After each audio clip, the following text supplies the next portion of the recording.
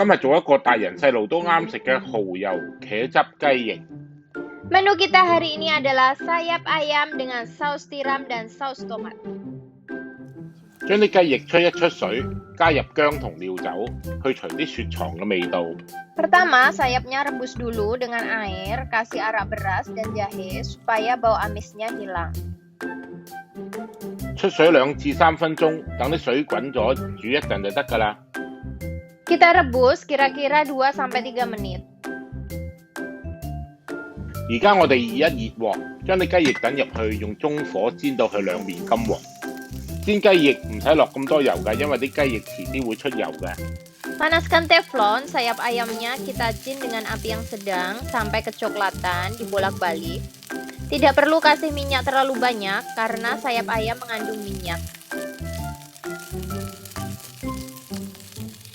等啲雞翼兩邊煎到金黃，我哋就可以加入蒜蓉啦。 Kalau sayap ayamnya sudah kecoklatan, kita tumis bawang putih sampai harum.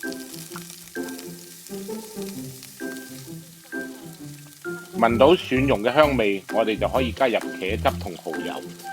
茄汁同蠔油嘅比例係1比1。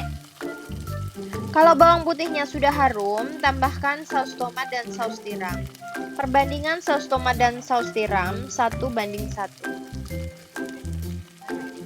醬汁同雞翼撈勻咗之後，用中大火再煮多3至5分鐘收汁。 Lalu saus dan sayapnya kita aduk, kasih api sedang, kita tumis sampai sausnya kental.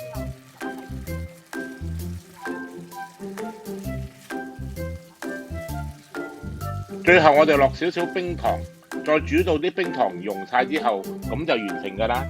Terakhir kita tambahkan gula batu, kita tunggu sampai gulanya hancur, kita tumis sebentar lalu kita angkat.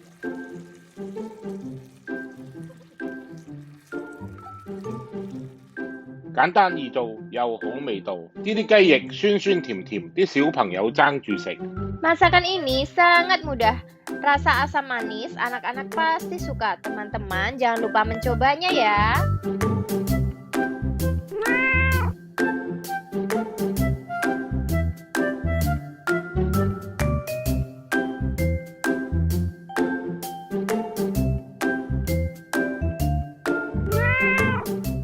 Terima kasih sudah melihat. Jangan lupa like, subscribe, share, and comment. Bye-bye.